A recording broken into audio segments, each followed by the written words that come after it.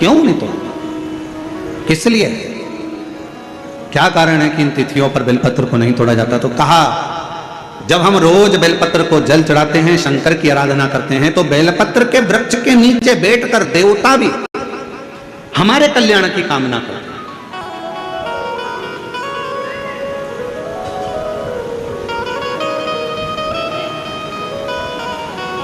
कितनी बड़ी बात लिखी है। लिंग पुराण को उठाकर अगर आप पढ़ेंगे तो उसमें लिखा है 1.25 किलो सोने के सिंहासन पर, कितने किलो? जम जम के बोलो जरा, आवाज नहीं आई। 1.25 किलो सोने के सिंहासन पर मखमल का गद्दा बिछाकर एक शालिग्राम भगवान की मूर्ति, शालिग्राम भगवान की शिला रखकर उस पर सोने का छत्र 0.5 किलो का लगाकर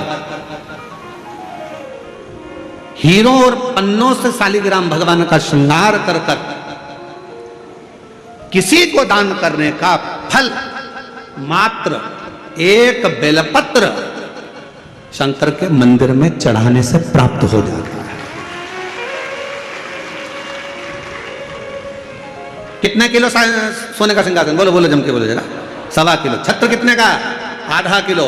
हीरे रतन माणिक मोती सोने से जड़े हुए शालिग्राम भगवान को सिंहासन पर रखकर दान करने का जो पुण्य होता है, 1000 अश्वमेध यज्ञ का बराबर का जो पुण्य होता है, हजारों सर्वोत्तम यज्ञ करने का जो पुण्य होता है, सोम यज्ञ करने का जो पुण्य होता है, वो एक बेलपत्र शंकर भगवान को चढ़ाकर भगवान शिव को अर्पित करने से प्राप्त हो जाता है। और ऐसा यज्ञ का फल मेरा विश्वास करता है, मेरे छत्तीसगढ़ वासियों के लिए, मेरे संपूर्ण देशवासियों के लिए, मेरे संपूर्ण विश्व में रहने वाले शिव भक्तों के लिए, ये मेरा दिल कहता है कि इतना बड़ा दान मेरा मन करता है कि आप सब हफ्ते में कम से कम एक दिन ऐसा आता होगा कि आप भी एक बेलपत्र शंकर को चढ़ाते होगे, तो समझ लेना कि आपने भी अश्वमेध यज्ञ, सोम यज्ञ और स्वर्ण सिंहासन, स्वर्ण छत्र का दान अपने जीवन में कर लिया है।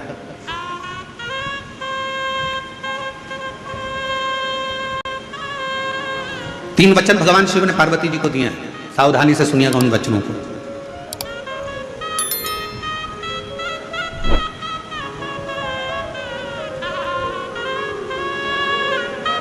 दो वचन तो काशी के हैं और एक वचन अमरनाथ की गुफा का।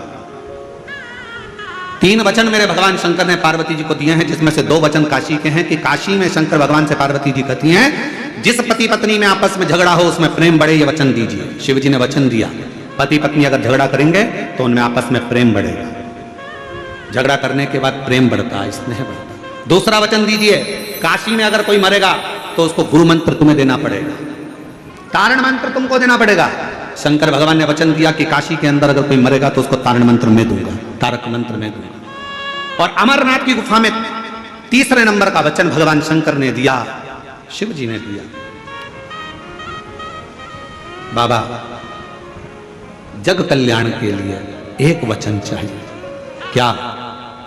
भूल से भी अगर कोई एक बेलपत्र का स्पर्श मात्र कर ले, स्पर्श मात्र कर ले, अगर भूल से भी अगर कोई बेलपत्र को छू ले या बेलपत्र का स्पर्श कर कर आपकी आराधना में या किसी को दान में दे दे, तो वो संसार सागर में दूसरी बार जन्म ना ले, वो आपके धाम में जाकर विराज नहीं करेगा।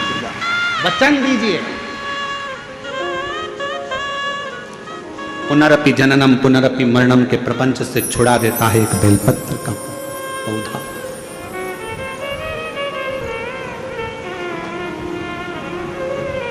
शिव जी के मस्तक पर कितनी रेखाएं रहती हैं त्रिपुंड में? आवाज दो, आवाज नहीं आएगी। 3 रेखा मेरे भगवान शंकर के मस्तक पर है। उन 3 रेखाओं में एक एक रेखा में 9 देवता विराजमान।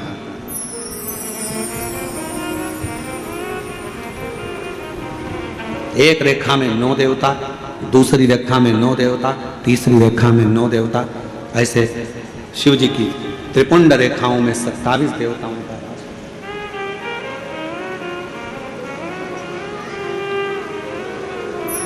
पूरे एक त्रिपुंड में आप रोड पर से चल के आते हो, बहुत सारे तिलक लगाने वाले आपको मिलते हैं, उन्होंने अपनी थाली में फूल रख रखा है।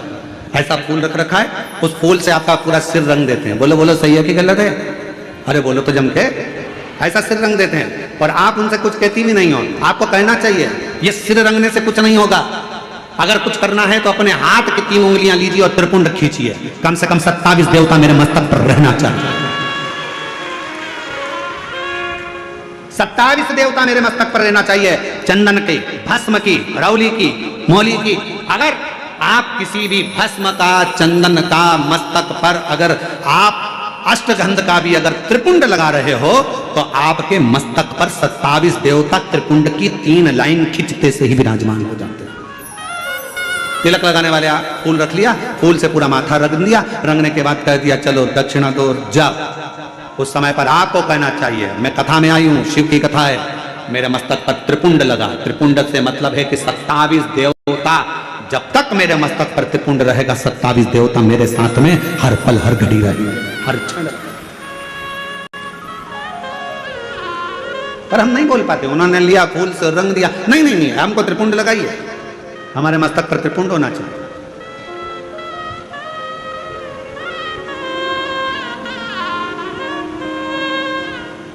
शिव जी के मंदिर जा रहे हो, भगवान शंकर का जल है, उसको भी मस्तक पर त्रिपुंड के भाव से लगा सकते। भस्म है, भाव से लगा सकते। और यदि कुछ भी ना लगा सको तो फिर एक काम करो, शंकर के मंदिर में जब जाओ, झुककर जब प्रणाम करो तो अपना मस्तक शिव के चरणों में झुककर प्रणाम करोगे तो जो शिव भक्त आएंगे उनके चरण की रज आपके जब मस्तक पर लगेगी तो आपका कल्याण कर देगी, आपका उद्धार कर देगी, कल्याण कर देगी।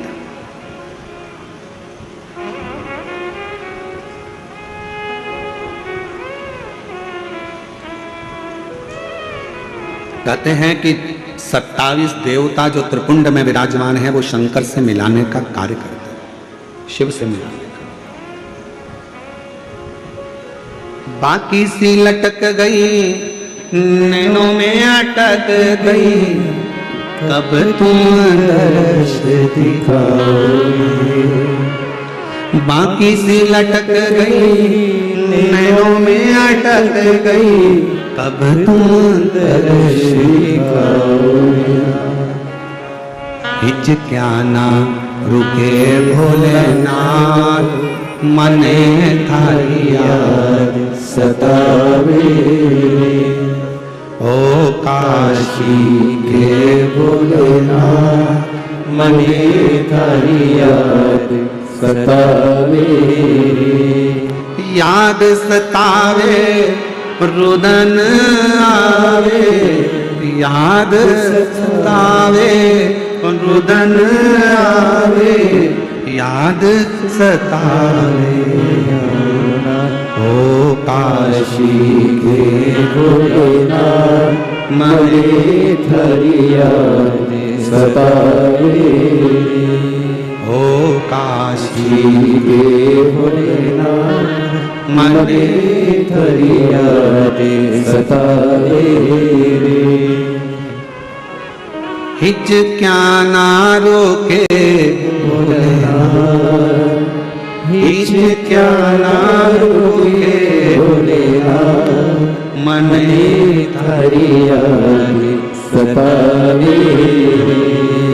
ओ काशी के भोलेनाथ, मने थारी याद सतावे। आप उसको जब मस्तक पर त्रिपुंड में 3 रेखाओं में जब 27 देवता विराजमान हो जाते हैं तो शिव से मिलाने का कार्य, शिव से